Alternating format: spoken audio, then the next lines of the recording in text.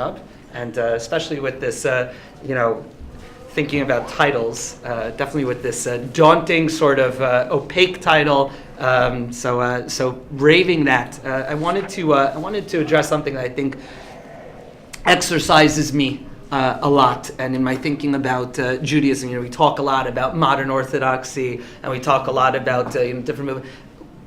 I think that the terms that we use need to be sort of defined. What do we mean when we say modern? And by way of introducing that, what do we mean when we say postmodern? And can we imagine a postmodern orthodoxy? And how would that look like? And how would that impact our learning of Torah? How would that impact our understanding of Torah? How we interact with our Judaism? How we live within our Judaism? So by way of doing that, I wanted to just start with two images. Really, we'll just do the first image. This might be the only source sheet, I think, in history to appear with a urinal on the top of it. Although that's not just any urinal. That's Marcel Duchamp, his fountain. The fountain is famous. It's at the Paris. At the Paris exhibition, every year all the great artists in the world would get together and they would show off their art, and it would really be sort of the defining moment for display of what the art world was doing at the time. And Duchamp exhibited this fountain. And what it actually is, he calls it a fountain. The title is important as well. It's an upturned urinal. And on the side of it was written Armut as a way of signing it. And it scandalized everybody at the exhibition. What exactly is this doing here? And basically, I mean, it's actually a Dadaist piece of art. It's meant to sort of inspire a sense of alienation, or a sense of what exactly am I looking at, and to sort of take a person out of the regular perceptions of what art is supposed to do and what art may be. But the fountain is seen by many people as the harbinger of I would say, a deconstructive. And what I mean by that is that we take pre-assumed notions of what art is and how we're supposed to look at things that define themselves in art, and it breaks it down and it makes us challenge our assumptions. And if there's one defining factor of postmodernity, I think it's that notion of challenging assumptions, challenging our received stories and our received traditions. And instead of me going ahead and sort of stumbling my way through a definition, I want to turn to really one of the chief postmodern texts, or really one of the first attempts to articulate what postmodernism is, and what is the postmodern, or who the postmodern is, or where the postmodern is, when the postmodern is, and to turn to it, the French philosopher Jean-François Lyotard, and in his book, very small book, so you shouldn't think that I've really worked my way through some difficult, heady philosophical text, really small, it's kind of a tiny pamphlet. So Lyotard writes this book called The Postmodern Condition, a Report on Knowledge. Do you have a sheet? There you go. A report on knowledge. So just looking at the underlined sections in source number 1, simplifying to the extreme, I define postmodern as incredulity toward meta-narratives. I wonder if you guys could come up, what might we say is a meta-narrative? What's a meta-narrative? Right? Big stories. What's a big story we tell ourselves about the world? So that's already sort of that's part of my what I'm trying to lead you into, but you're absolutely correct. I mean, let's talk about the other big stories. Modernity is defined as trying to organize the world and trying to make sense of our world with big, totalizing stories about what we do. For example, in economics, it might be capitalism, or it might be Marxism. In psychology, thinking about the human psyche, it might be Freudian psychoanalysis, or maybe Jungian psychoanalysis. Big stories about how we do things. If, for example, in philosophy, we have Hegelian metaphysics, which tells us that the world is in a sense of dialectical progressivism, that we have this notion that the world is moving forward, humanity is refining itself, knowledge is refining itself. In the sciences, we have stories about evolution, we have stories about breaking down our world into the atomic and subatomic. All of these, and the notion that technology is going to improve our existence, that people are becoming more refined, and that humanity is progressing, that is the hallmark of modernity. That is the hallmark of the sense that we are dragging ourselves and enlightening ourselves, and we're using the findings of science and the findings of math, and I think the best way is for me to stop talking about it and show you guys how this is represented in art, which we'll do in a moment, because it's one of my favorite things. But that is That is modern. That is modernity, and maybe the way to define post-modernity is an incredulity. Looking at this and saying, are we so sure about these big stories? Do we have any knetches? Hi. Yeah. I just had maybe a stupid question. Not at all. No stupid questions. We're definitely progressing. We're definitely moving. But is modernity, does that necessarily incorporate a belief that this is for the good? That we are necessarily improving our lot as we move in this direction? Is that built into it? That's a fantastic question. The question of ethics, or really what exactly might necessarily is this all a good thing, is really important to ask. I would maybe I do mean to go ahead and towards that, because the reason it's so important, I'll just give a little snippet now. The reason I think that that's so important is that this kind of condition, the postmodern condition, the breaking down of these big narratives, the name of this sefer that we're going to look at in a moment, Kelim Shvurim, broken vessels. It implies a shattering. It implies a kind of confusion. It implies a kind of sense of being adrift and lost and not knowing exactly where truth is, which ultimately is what's broken down. And for many people, especially a religious individual, because the biggest story of all that maybe humanity has told ourselves is the story of God, why we're here, what the purpose of life is, what exactly we're supposed to do with our lives, and Judaism is supposed to be our answer to that. So for many people, that is a complete Rav Shagar, who we're going to learn with today, this piruk ha'arachim, this breaking down, the shattering of values, is something that's seen as inherently bad. So what I intend to do today is to challenge that notion, because it's scary. We live in a world of it's increasingly fractured. I just meant from a utilitarian perspective. No, I'm not even saying from utilitarian. I'm saying I'm saying it's not a moral. It's not exactly. A moral so it's very hard. I want you to make that decision. Hi. And the word of the year for Oxford Dictionary is post-truth. Right. Okay. So it's I know that you guys, whoever has been to the last sessions, has gone through with Dr. Schwartz, and she certainly is way more adept at explaining sort of the current state of affairs.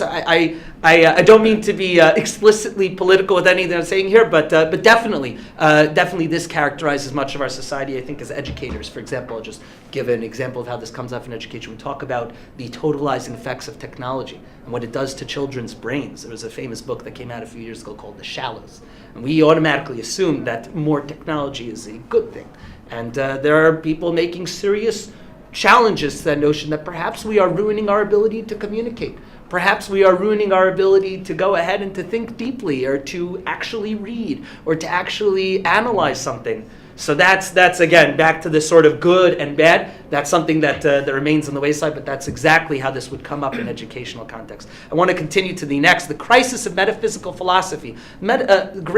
The great philosophers came up with questions: who am I? What is the ego? What exactly am I supposed to embody as a human being? What can I be sure of in the world? What is empirical? Why am I here? What is existence? Okay, all these major, what is real even? All these questions come under fire in the postmodern condition, because we're incredulous towards the answers that are given. We're incredulous towards what might be neat packaged responses to these great existential questions. And I underline the word clouds, because if there's one way to conjure an imagery of the postmodern condition, it's the sort of nebulous that things are. It's amazing that our maps. There's scientists in Israel that came up with a map of the internet. I don't know if anybody saw that, and the map looks like a cloud. It's and our computing now, right? Our computing is done in the cloud.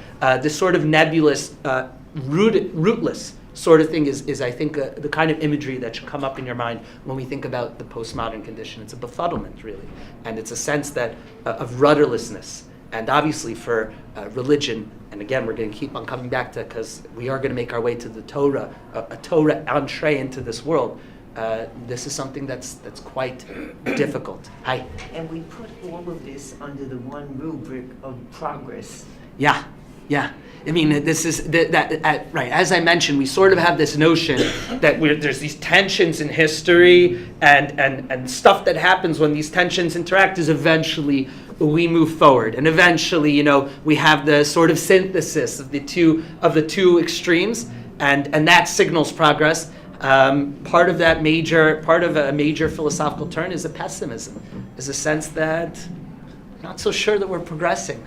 I'm not so sure exactly that we're moving and skeptical of even that notion, that great gospel of modernity, that we are going to improve the lives of people. And undoubtedly, in many areas, people's lives have been improving. I think automatically you turn to medicine and you turn to advances like that. But with every move, there's a concurrent move in the other direction. I mean, part of, we've told ourselves that medicine is going to improve the lives of many. And then there's movements like eugenics that come up. And we're on the frontier of major questions in this area. We talk about, what might happen with embryonic selection or selecting for genes. These are the kind of questions that should come to the fore. We're not going to have time to really engage in all of that. And I do want to map out what I hope to do in the coming weeks of this class. But let's move it. Each of us lives at the intersection of many of these questions. However, we do not necessarily establish stable language combinations. Now, what that means, I want us to think for a second about who we are. So I would characterize myself, on a good day, as modern, orthodox, and then I have to start to think. Am I, like on Jewish dating websites, am I modern Orthodox machmir, or do I slide it towards modern Orthodox? What's the Meikil, right? It's been a while since I've been on a Jewish dating website. And then do I define myself politically in my left or right wing? And on Israel, where do I stand? And we start to recognize that we inhabit, because of the knowledge that we have and because of our interactions with the world where information is present everywhere, we inhabit a number of different identities. I think many of us live with split identities. I think that a lot of Jews have been thinking recently about how do we identify? Are we white? Are we Jewish? Are we a minority? Are we living in New York? We had a professor once in YU, one of my favorite professors, Dr. Adam Zachary Newton, really taught me how to read and introduced these concepts to me. So Dr. Newton said, I want you to think of us in Washington Heights. Think about how our identities split here. We're Jewish people. And this is the YU side. We're Jewish people. We live in what is predominantly second-generation immigrant community, Dominicans, Puerto Ricans, people who this is their home. We have insinuated ourselves in this area, but all of us are minorities within the greater United States. So all of us occupy so many different concentric circles and intersections, like a Venn diagram for everybody, because we all have split identities. Consciousness of these split identities is something that gives rise to people nowadays. A hallmark of postmodernity perhaps might be people self-defining. And we find this sometimes to the extremes of gender, people self-defining their gender, people defining themselves by their sexual proclivities. This is a hallmark of splitting our identities. I'm no longer male, female, white, black, Jewish, Christian, Muslim. You could occupy many different things. Jewish Buddhists, Jubus, right? All these different things are manifestations of this kind of a shattering, this kind of a splitting of identities. If anybody wants a really good précis of all this work, Professor Shal Magid of Indiana University, Professor Shal Magid, he has a book that came out 3 years ago called Post-Judaism, where he describes at length in a number of chapters there the kind of bifurcated or even identities that are way more than just split, but identities that harbor a whole plethora of defining factors. So that's a really good locus to sort of try and see exactly what I'm trying to define over here. So let's move on to the next page. Just looking at the underlined sections, still the postmodern condition is as much a stranger to disenchantment as it is to the blind positivity of delegitimation, meaning you might think that this is just going ahead. It's very easy to walk in with a sledgehammer and to destroy the walls and knock everything down. That's not exactly what we're trying to do here.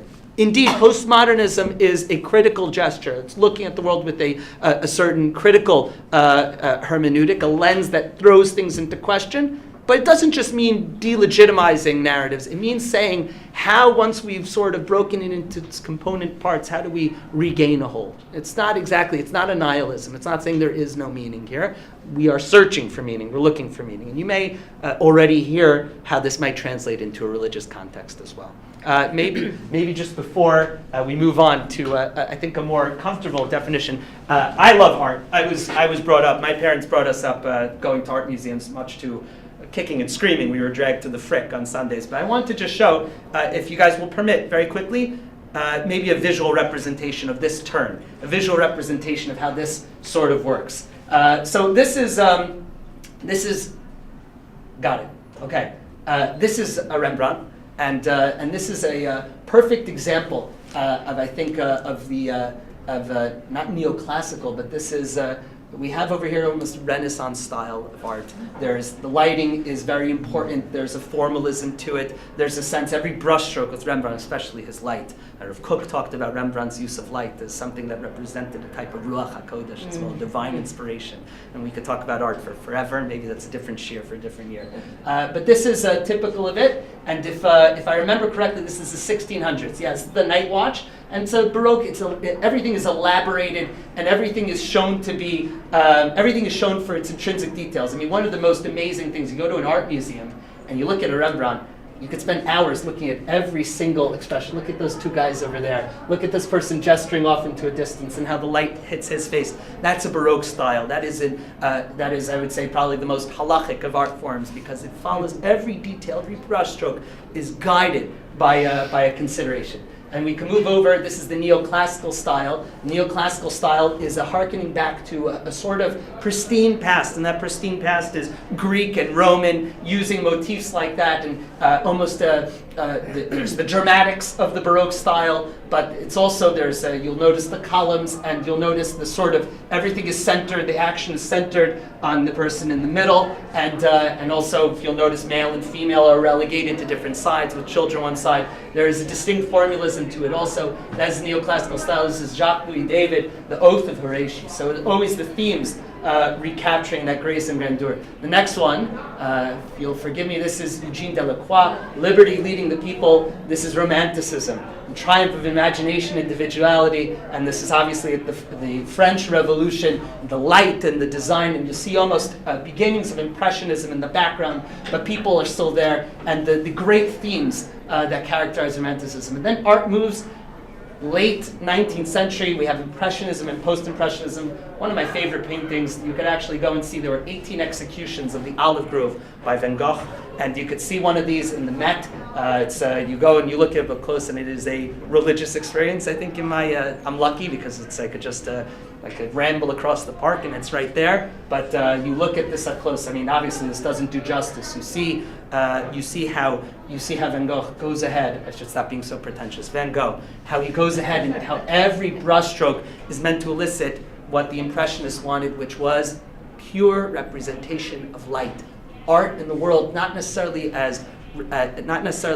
representing as faithfully as possible, representing what's inside as faithfully as possible. And obviously this movement, Impressionism, scandalized the world when it first came out in the exhibitions because this was something that people said, this is breaking the rules. Trees don't move like that. If you look at Van Gogh's sunflowers, still life isn't supposed to move like that. His sunflowers dance. And you look at his images of the woman playing the piano. The world, that's not how perspective works.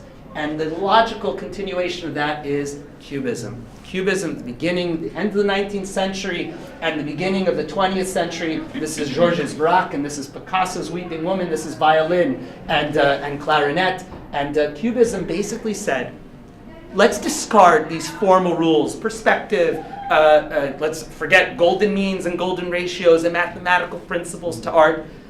Let's take a look and let's see if we can appreciate things from different perspectives and what Cubist art meant to do. And this is a harbinger of what might be an emergence into modern art. This is already modern art, but we're doing away with the rules of the past, and we're going ahead and we're going to try and see, can we appreciate things? This is a uniquely individual thing. Everybody, you can look at these images from different sides. They're meant to evoke looking at something through many different prisms. I could look at that Braque and see this as 10 different people at once because of each element of the Cubist layer. And that leads to surrealism, Dadaist art. This is Salvador Dali's The Persistence of Memory. And it goes back to a sort of formalism, but everything is bizarre. It's meant to evoke the sense of ennui that people feel. And obviously after that we move over into, I believe what art critics say is maybe we'll leave this image behind us as we continue to learn. Love it. What really goes ahead and is the harbinger of postmodern art. And again, we're not really talking about a particular time. but we see rules being broken, probably minimalism, the art of Richard Serra, the art of Barnett Newman. We start to see Impressionist painters moving into that world, like for example Mark Rothko, who moves over from a type of representative surrealist art. Rothko's early works are surrealist, almost mythical paintings, and he moves over to this type of pure color, pure representation. And then we make our way now to art as concept, art as ideas. And if you go to PS1, or if you go to any cutting-edge modern art museum, you'll see that art is not just as much about what we visualize, but about what we think when we see the art, about the individual representation. So I love tracing this sort of development, and this can be found in music as well. You know, the transfer into atonal music.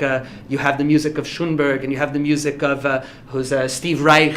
I think Steve Reich, who has I think a residency now at Carnegie Hall. These kind of composers that embrace minimalist or break down exactly what, with the 12-note scale. So break down what music even meant in the beginning and discard all the formalism. So that is I think how we trace postmodernism as a critique on the past as well. If you look at source number 2, Terry Eagleton, an Oxford Don and a literary theorist, says, when we use the term postmodernity, I'm just looking at the underlined sections, postmodernity means the end of modernity in the sense of those grand narratives of truth, reason, science, progress, and universal emancipation, which are taken to characterize modern thought from the Enlightenment onwards.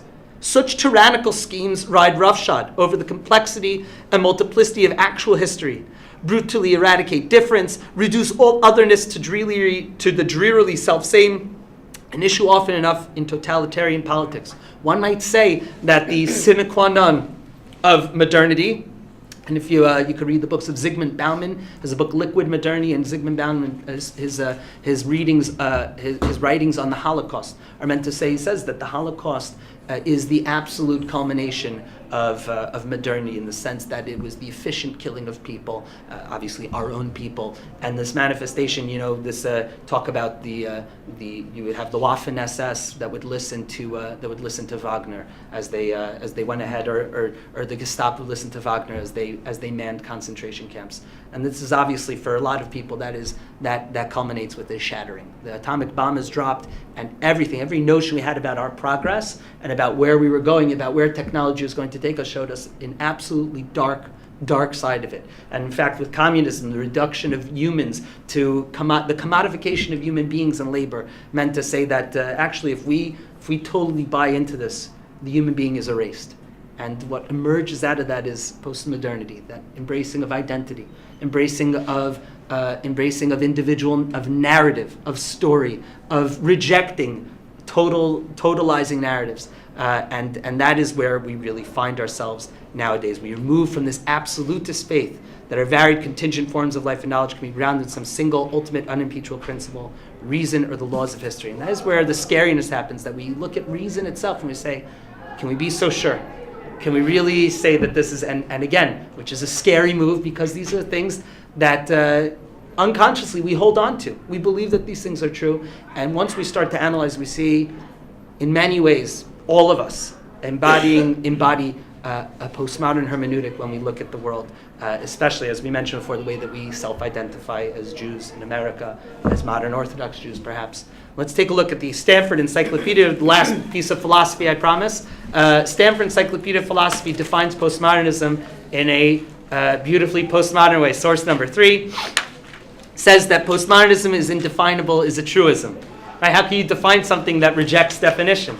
However, it can be described as a set of critical, strategic, and rhetorical practices employing concepts such as difference, repetition, the trace, the simulacrum, and hyperreality to destabilize other concepts such as presence, identity, historical process, epistemic certainty, and the universality of meaning. What that means is, right? It's a mouthful. What that means, I think, is the following. We'll just take, for example, the idea of the simulacrum, right? So Jean Baudrillard talks about this notion, Pinocchio, for example, representation of the real. Sometimes the representation of the real becomes more real, right? Nowadays, we've seen art turn back, for example, to hyperrealism, where we'll see painters try and make paintings that are actually better than the photograph.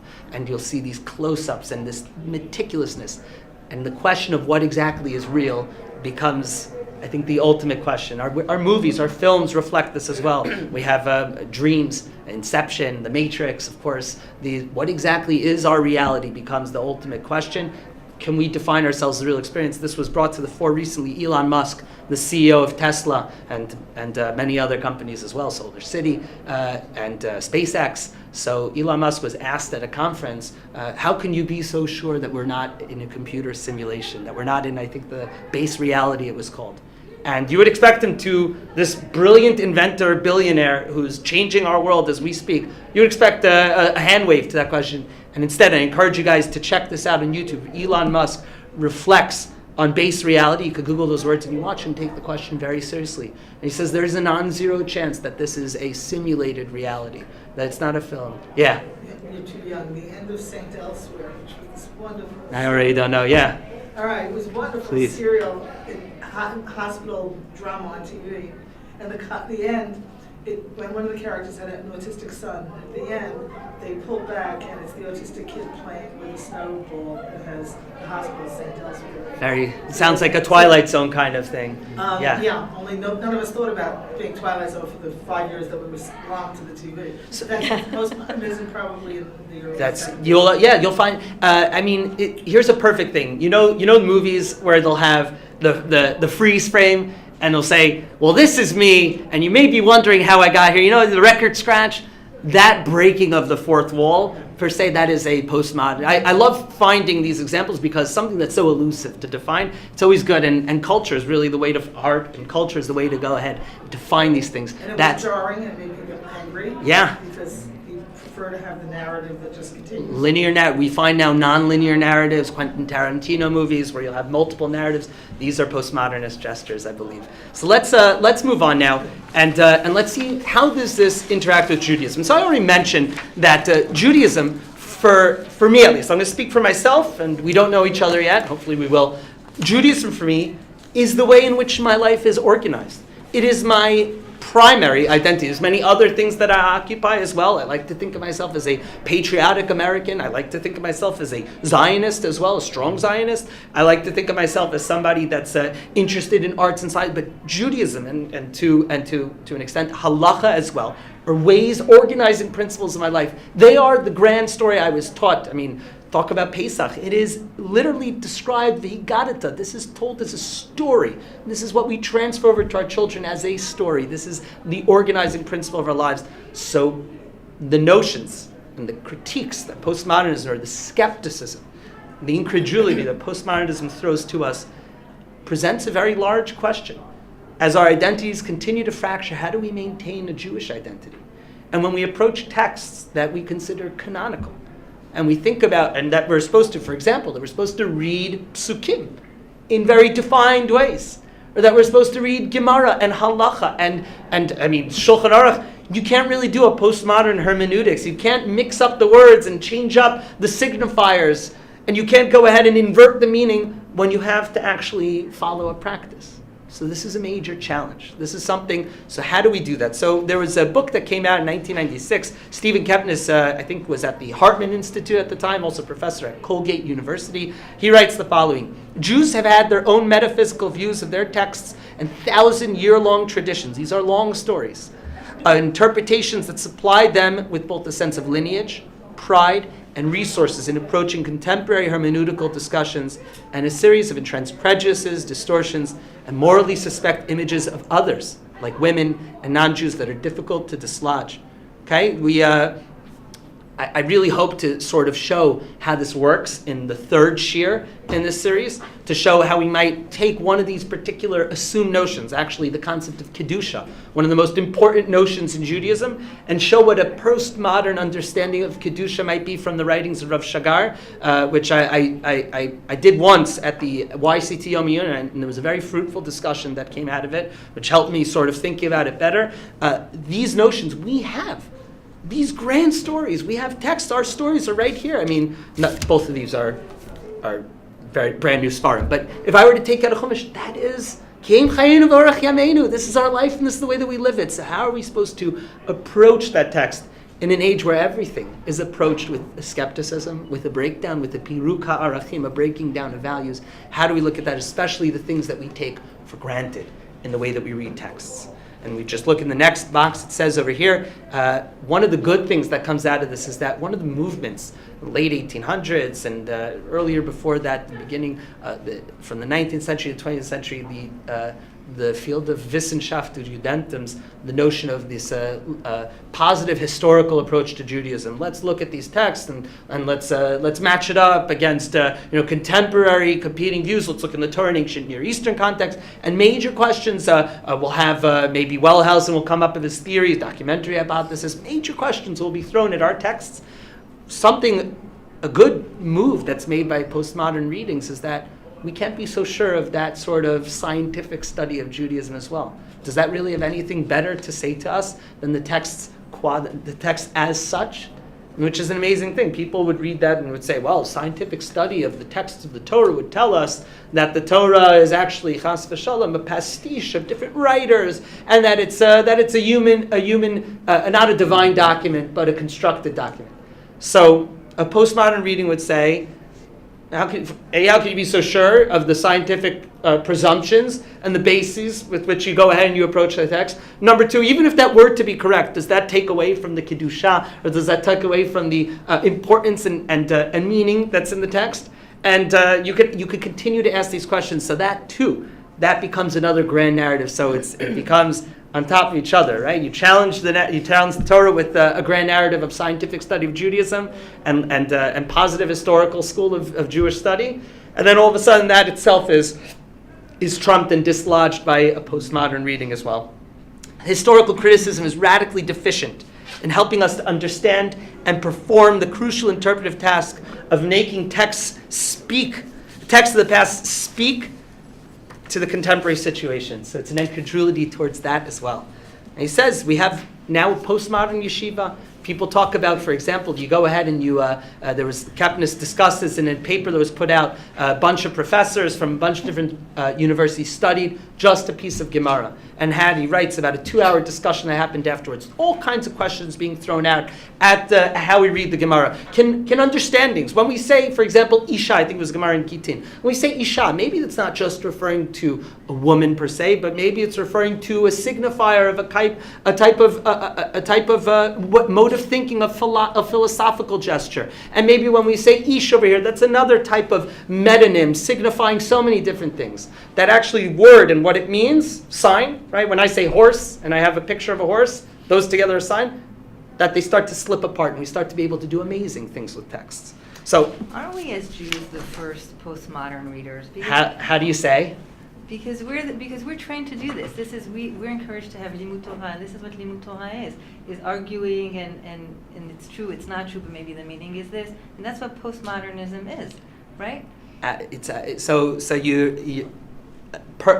perfect. I'll add to that. I'll say that actually this is all prima facie. When you start to look into it, and you start to look at the way Chazal interpreted texts, you'll see that perhaps Chazal were the first people to sort of go ahead and to notice this slippage between words and their meanings, and to allow for many other. I'll give you an example.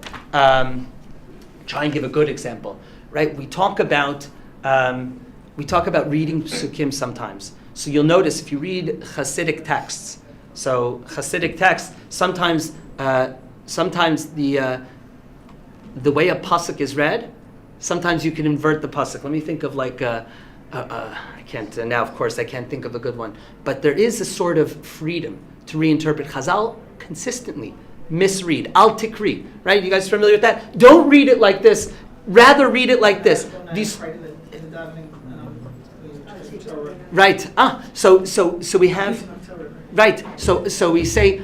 We have these moves coming up already in the way that Chazal read texts, and Chazal sort of guide the way. That is a postmodern hermeneutic, I think, in the way that Chazal take texts, and they say punctuation or accepted meanings of words can sometimes be unpacked, and they could sometimes be allowed to slip, and they could sometimes be allowed to mean and signify other things. Like, for example, I was just reading a text this Shabbos that talked about Shemesh. Now, Shemesh means sun, but Shemesh also in many Hasidic texts is representative of the tzaddik, and that the tzaddik is the sun, and the sun actually signifies radiating onto the moon, and the tzaddik's followers are the moon, and you find these chains of signification. and in texts that are, I think, definitely predate Kepnis, and for sure predate Derrida, and for sure predate all these other postmodern theorists. Chazal are geniuses at misreading, at creative misreadings, and almost all of our understandings, the creative midrashic understandings of psukim, and reading a pasuk in many different ways, I think, is an example of it. So absolutely, that is I believe that we already have the tools innately within us. I don't think it's for naught, by the way, that many of the chief exponents of many of these schools of art that went ahead and challenged assumptions were populated by Jews. You don't find too many Jews really in Baroque art. You don't find too many Jewish painters. You'll find Jewish themes for sure. Rembrandt loved to paint biblical themes, or even Jewish themes. The famous portrait of the Amsterdam Jew, and in music also, you'll have Jews represented in the classical composers. But then when you start to move towards the people that challenge these notions and broke them apart, you will find Jews everywhere. For example, one of the most famous groups of of post-impressionist artists and people moving into abstract expressionism was called the Ten. Included in that group was Rothko as well. And in an article I wrote about Rothko, so Jackson, right? We have all of these people, Barnett Newman. You have all of these artists are Jews. And Julian Schnabel, even as you continue to move forward in music, Schoenberg, and you find constantly Jews are the ones that are challenging these notions, and you find this also in literature as well. So it's interesting. Maybe it's because we recognize we can do this. We know how to do this. Obviously, in art, there's other considerations that we're enjoined. There's ingrained. That we don't represent human form in art halachically. That we stay away from representative art. But perhaps as we move towards abstraction, we find Jewish artists emerging from the shadows. So that's. I want to introduce now. Okay, we're still pretty good on time. I want to introduce now. The focus of the rest of the share. Now that we've sort of tried to understand exactly what's at stake, exactly what we're talking about, one rabbi in particular, and is becoming more and more popular as translations are being slowly made, is Rav Shagar. Rav Shagar is, for me, really, just to be totally honest and personal, Shagar for me is the Torah that I found that definitely didn't answer all my questions, but kept me interested and really reignited for me the learning of Torah, and every time, and he's a figure that I've chosen to focus on, and I call Rav Shagar my Rebbe, even though I never met Rav Shagar, and even though I've only met Talmidim of his. Rav Shagar, just quick biography, Rav Shagar is born into a typical early religious Zionist family. Rav Shagar goes to the major religious Zionist schools, finds his way to Yeshivat HaKotel. He's identified as something of a prodigy, in Talmudic prodigy, in the normal sense. Rav Shagar goes to war. He becomes a tzanchen first, and then during the Yom Kippur War, Rav Shagar is sent off with many of the other Hesder Yeshiva Bachrim into tanks, and they go, and Rav Shagar's friends from the Safsal in Yeshivat HaKotel, his tank receives a direct hit. Everybody else in Rav Shagar's tank is killed. Rav Shagar, Rav Meidan, who was on the battlefield, said that they saw Rav Shagar, and Rav Meidan says, "Well, kulos saruf." He was completely burnt, and Rav Shagar was basically al kafamavet, was basically going to die. He spent a number of weeks, and I think months even, in a hospital recovering from his burns. Rav Shagar survives, returns back to Yeshivat HaKotel, together with this experience in his life. Rav Shagar becomes, for a year, Rav Hadari becomes a Ram, Rosh Mesivta, Rebbe in Yeshivat HaKotel.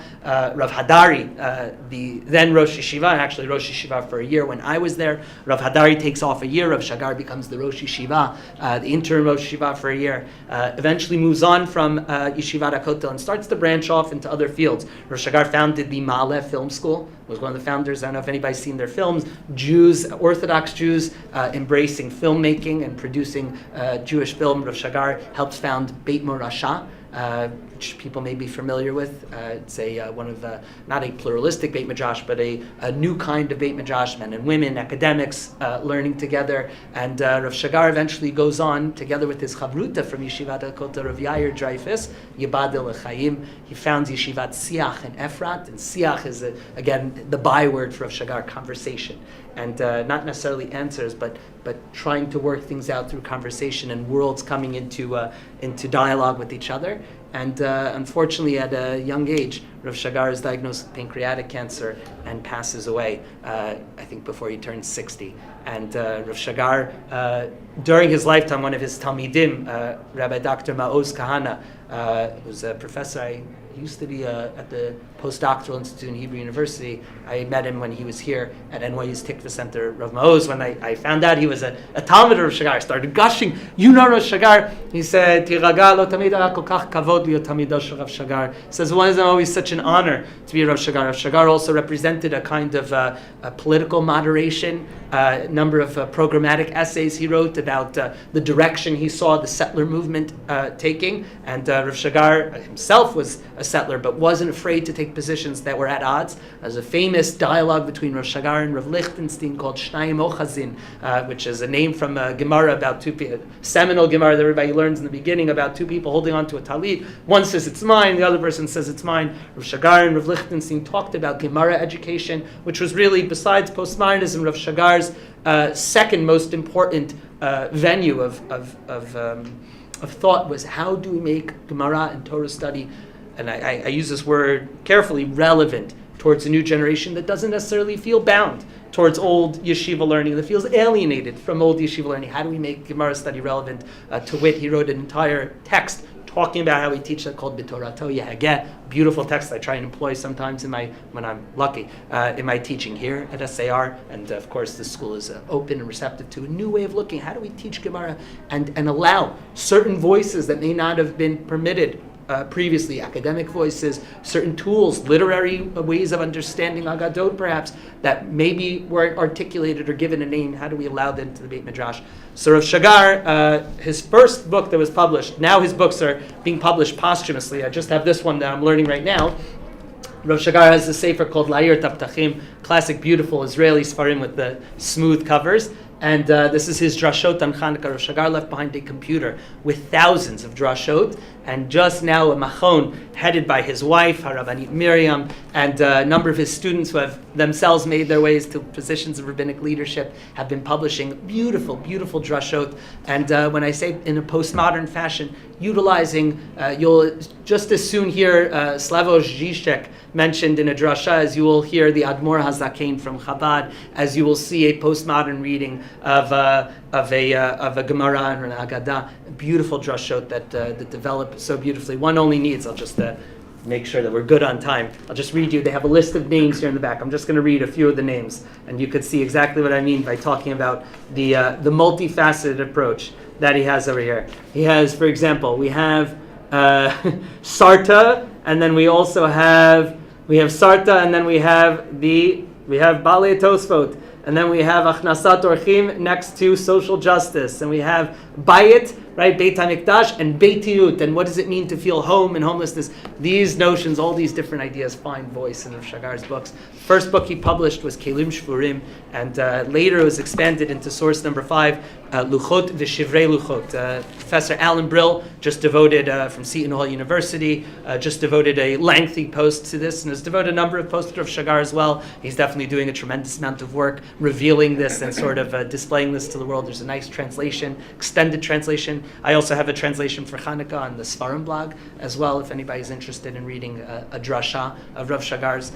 So let's take a look how Rav Shagar is menaseach this in a particularly Israeli context, but in an Orthodox Jewish context. So this comes from Luchot V'Shivrei Luchot, Jewish thought in the age of postmodernism. And if you might, if I could toss out, what might be the imagery of Luchot V'Shivrei Luchot over here? What are Luchot? What's that? No, but what do they say? Right, of course. But what are they symbolizing? No, they set in stone. Rules. Things are right. Things are set in stone. Modernity, perhaps accepted rules. Shivrei Luchot represents sometimes the shattering of them. So that's the title of his book. And Is there any connection to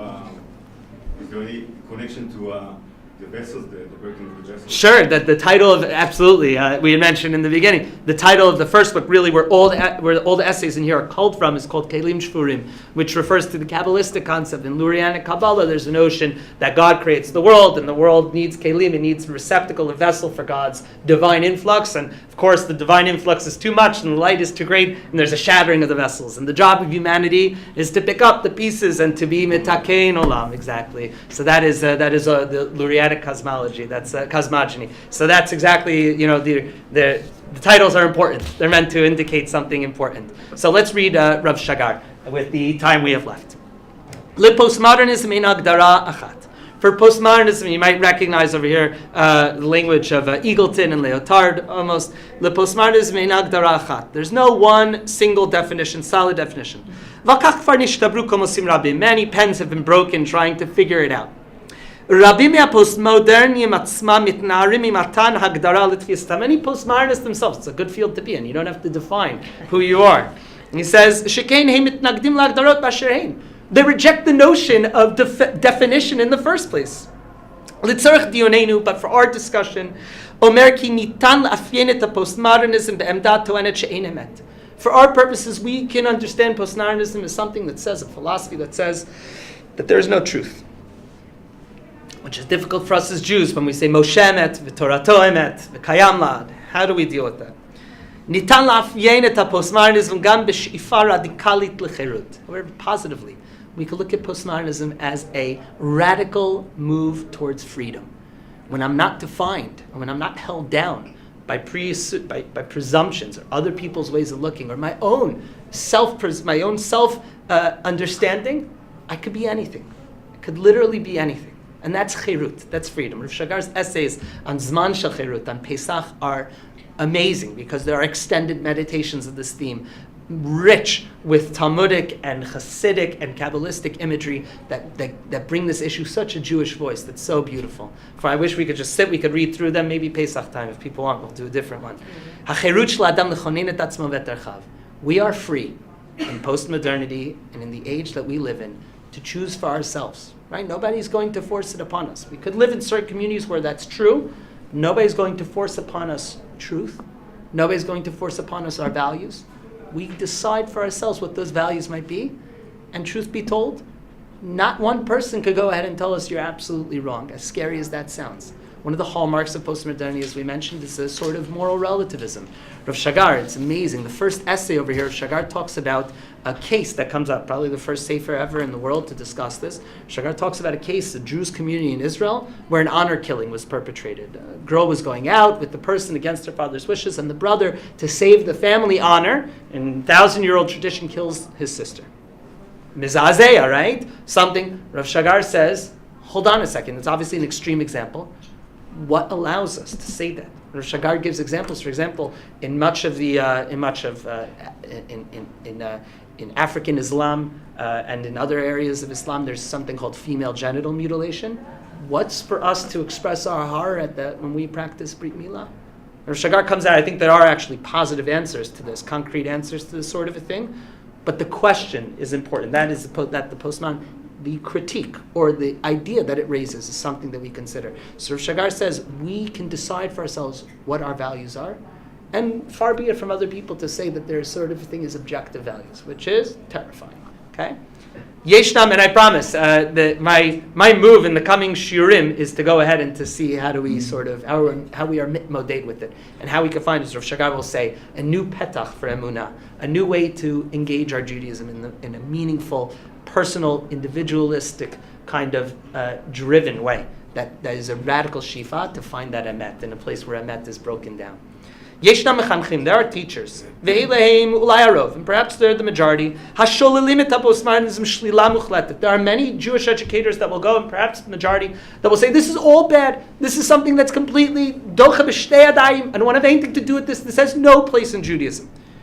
V'roim bo shvira shel mizgarot, breakdown of systems, piruk v'nihilism, and they see this as just leading towards a certain kind of nihilism where there's absolutely no values and there's nothing to be said for we're shiftless, rudderless, and completely rootless, the opposite of Torah. Others are able to accept it piecemeal. Certain parts will accept, certain hermeneutical gestures perhaps will accept.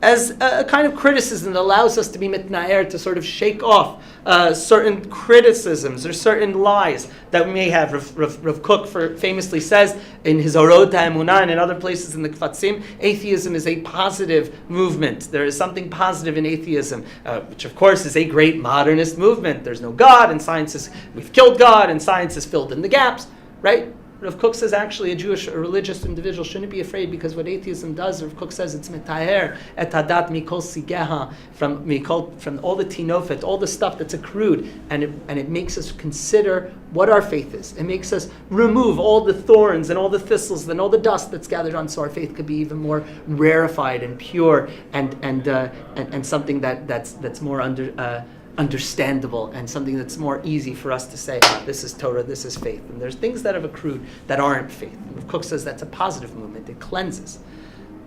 Rav Shagar says,